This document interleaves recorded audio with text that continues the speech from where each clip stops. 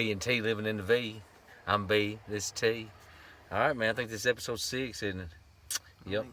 It was our way on down to Austin, Texas, which we'll talk about more on this episode here. Hold on just a minute. Let me look at my deal here.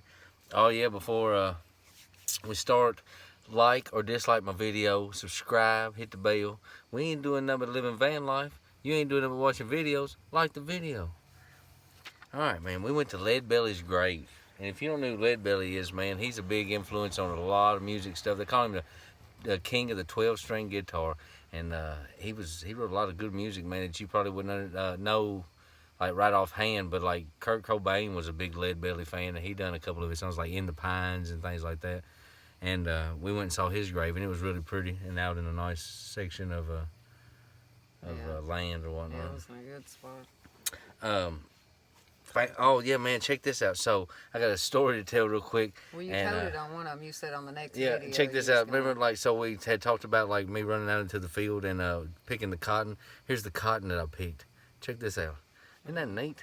It separated out. But, like, there's cotton seeds inside of it and stuff. And I know that, like, most people are like, well, it's just cotton, Goofy. But here's the deal, though. Like, we had never seen, like, actual cotton growing on. Like, we grow tobacco and corn and soybeans, shit like that here. Like, this is, like, from down south. Yeah. So, like, we thought it was neat just to be able to feel it there. And so I had to hijack a couple pieces of cotton. There you can see one of the... So, there's cotton seeds and whatnot. It's weird. It's different than just, like, standard. But I can't believe it grows from a plant. It's nuts. But, yeah, there was the cotton that I run across the field and got. So, we weren't lying. I had actually done this. So. Okay, so we got like down in Louisiana, and we moved on into Texas the next day, and man, we saw a drive-in theater, like, which is okay. You don't got a drive-in theater, but it turns out the sign said that it was a flick drive-in theater, it's an adult XXX rated drive-in where people go watch flicks on the big screen. Like, I didn't know that was cool to go sit in your car and watch a flick, but down in Texas, man, they do it. You see what I'm saying? I guess everything is bigger down in Texas. It was out in, like, the outer The only part. thing separating the highway from the flick screen was a row of pine trees. So, like I said, if you're trying to hang out down in Texas, man, they're hanging out, you know what I mean? In Louisiana, right before we went to Texas, man, we eat for the first time for me. I don't know if it was the first time for Tanya. But we eat crawfish tails. And let me tell you something, if you ever get to Louisiana, eat crawfish tails. I'm talking about like you eat till you just sick because they're just good. Like crawfish tails. It's something new that we had tried. So Louisiana food is good too. So check it out. We saw that there was like these, like we buy ice in Kentucky and stuff. Like you go out in front of the store and you open the little door and you get ice.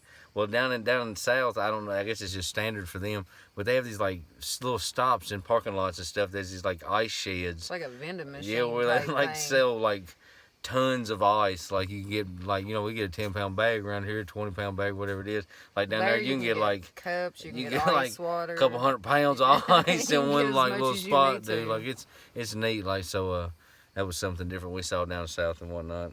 Towns Van Zant.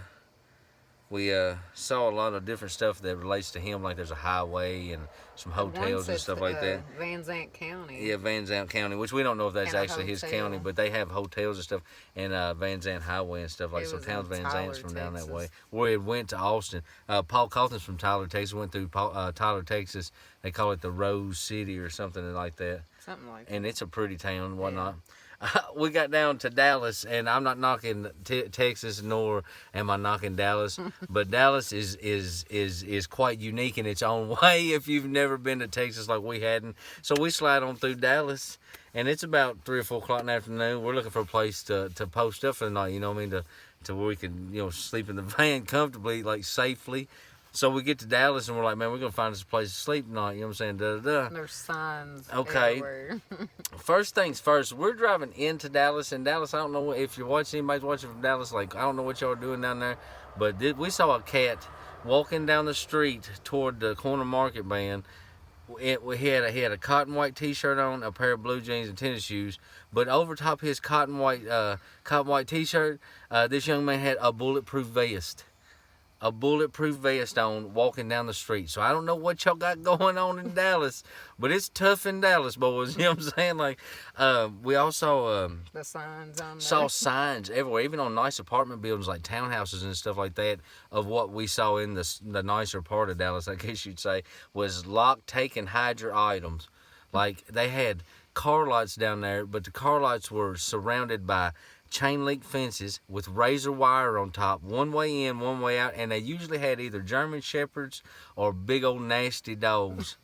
Like, so they must be some carjacking motherfuckers down in Dallas, Texas, because they're real particular at the car lots, and there's a lot of signs saying people will thieve you. So we moved on down. We decided not to stay in Dallas. It was just not our, you know, our scene. You know what I'm saying? So we moved on down. Let me see here. What we got? We cut through Oh, a yeah. little bitty town. I can't remember what town it was, but So- it was just So Dallas, or Texas, just in general, man. If you've never been to Texas, like we've always wanted to go, so we went. And man, let me tell you something. The roads down there, like they believe in letting you open your car up in Texas, man, because there's roads here that we run 55 and 45 on. That in Texas, the speed limit is like 75 mile an hour. Like, but now, granted, a lot of them are straight for lots of miles and stuff. But there's some spots that.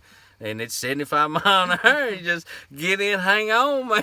You know what I'm saying? Like, even on the interstate, well, when we come back, we did a little interstate travel because it's the way we had to cut through.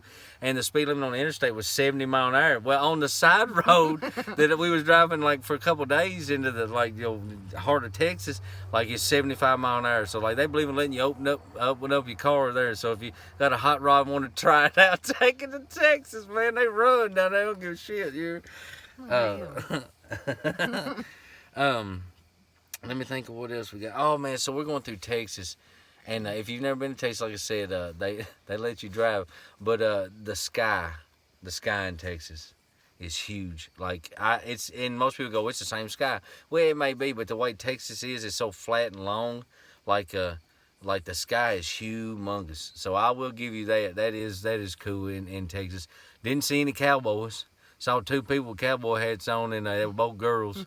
And so I don't know if the cowboy moves are lying or whatnot. If we weren't very far from the Mexican border, and we still didn't see no cowboys. We didn't see horses, but like twice. And I thought Texas, I thought everybody was gonna have a horse. You know what I'm saying? But obviously they didn't know, and we didn't get to see longhorn cattle. We got to see longhorn cattle twice. And that was a big deal because I'd always want to see real longhorn cattle. And we saw some next to Blaze Foley's gravesite.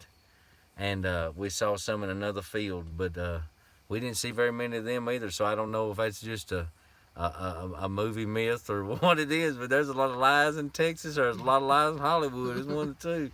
So we went through Texas, man. So we get out, and this is another night. We're trying to find a spot to sleep, and it's getting late, man. If you ain't ever seen the sunset in Texas, go see the sunset in Texas. It's beautiful. And we're moving across this big, long, straight road for, I don't know what, 70 miles, 67, whatever it is.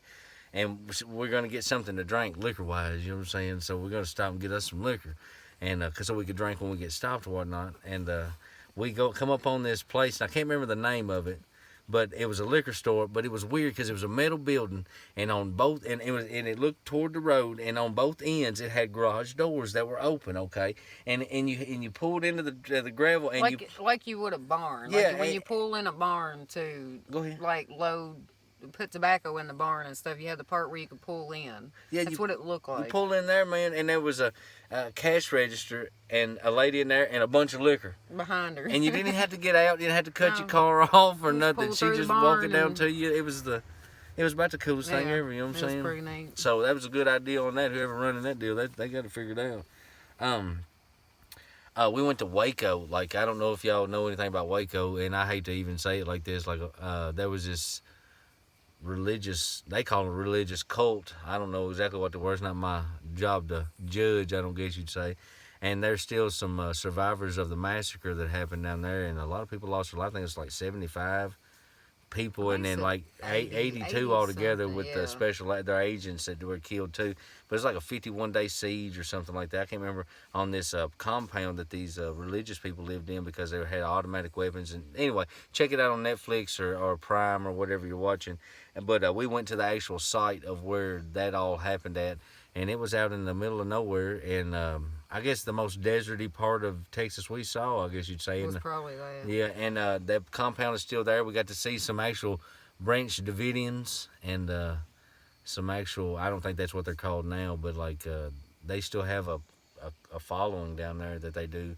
But we got to see it. So if you haven't checked out Waco, like on Netflix or on Prime, man, do that because that's pretty neat. Like, it's not neat to, you know what I'm saying, just check it out.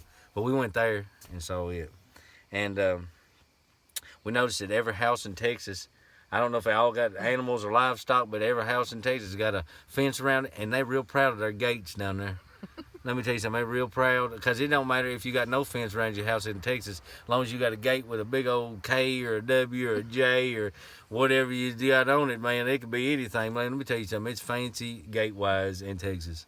They got some nice gates. So whoever's doing gate work in Texas, props to you, bub. You know what I'm saying?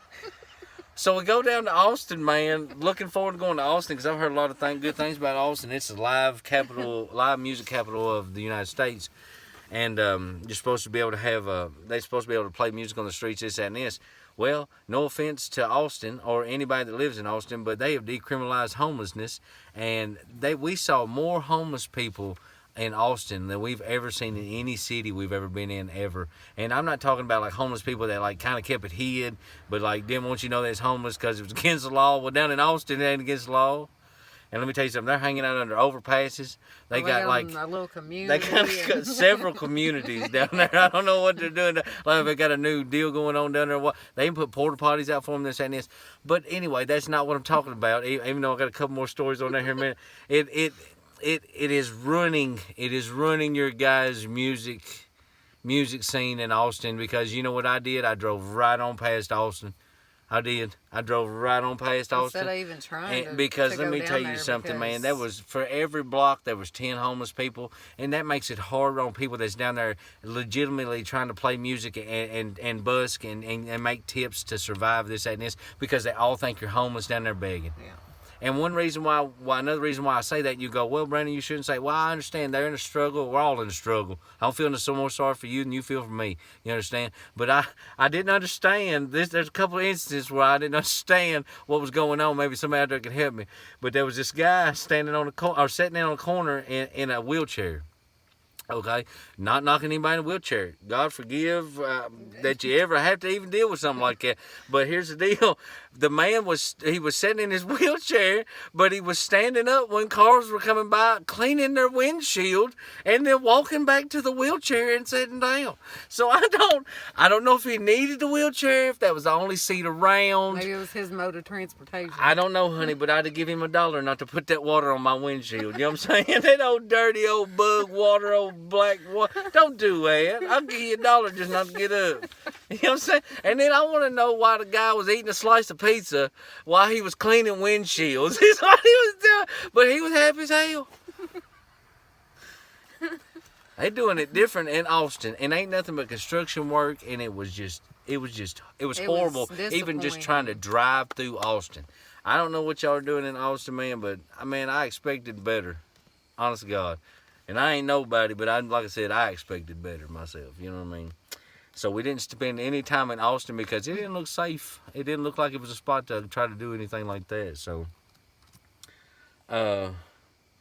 we ate at a Mexican spot down next to farthest we got down, we was about 3 or 4 hours from the Mexican border, and we eat some Mexican food, y'all. Back home in Greensburg, we got a Mexican spot, and it is really good. It is awesomely good. You hear me? It is not real Mexican food. You understand? Real Mexican food down next to the border, just, I'm telling you, will flat out knock you out, dude. It is amazing. They know what they're doing down there. What you say, well, that's where Mexico's at. Well, we understand that. I'm just telling you, like, it's a difference further up north in your Mexican food than it is down south, smart ass. You know what I'm saying? Man, we have had a good time traveling. This, that, and this. We've. Oh, let me tell you about Arkansas before we get off here, man. Arkansas, I don't know if y'all need to cut out some of them cotton fields and get y'all some tobacco fields because y'all real proud of y'all tobacco down there. Man, No, it wasn't the tobacco that was really expensive. Well, give me just a second to tell them. I ain't got it out enough talking shit about Arkansas right now. Let me tell you something. Arkansas, y'all real proud of y'all tobacco products, you understand? I give $4 more for a bag of tobacco that we smoke, man, on down there. But that ain't what got me. I'm okay with that because tobacco, you know, understand? In Kentucky, you get a box of tubes for about $2.45, man. A box of tubes, if you don't understand, you have a rolling machine, you roll your tubes. You got to have these tubes to put the tobacco in. You understand what I'm saying? So a box of tubes in Kentucky is $2.45, sometimes a little more, maybe $3. You know what I mean? I go in a spot in Arkansas, and this lady got me good, man, because she got me for $9 for a box of tubes. I don't know what kind of cigarettes y'all rolling in Arkansas, but y'all proud. You hear me? Y'all real proud of some tobacco tubes. You hear me? I mean, good Lord, man, we on the grind, on the struggle, and y'all hitting us for $9 for tobacco tubes. Y'all got to rethink your tobacco structure down there in Arkansas. Oh man, we've had some good travels, and we're gonna be doing some actual just van lifing from here on out for a little bit. We'll be traveling still certain places, this, that, and this, but we'll be doing a lot more just survival, like living in the van stuff. So it'll be more stories of like personal stuff and those type stories coming up than it will be. Our first trip was like 1,540 miles, and this one was like 2,500. Yeah, so far, like in this month, almost a month, I guess we've been gone or whatnot. We've went over 4,000 miles. Yeah. Okay. Let me tell you something about driving. We're gonna camp for a while. We're tired of driving, y'all. We're finna post up. We have fun. Seen a lot of stuff. We have. We're still gonna travel and stuff, but it's gonna be more like remotely, like personal Until travel. we So you get guys the urge to go head somewhere else. You know what I'm saying? But you guys will get to see some more some stories, but it'll be like personal stories. It'll be a lot more funny, a lot more good time, and the struggle is real. If y'all only you know what I'm saying? Like you gotta be with each other all the time. You know what I'm saying? This shit gets crazy. You know what I'm saying? So hanging out with us. I'm B. This is T. We're living in the V. See you next time.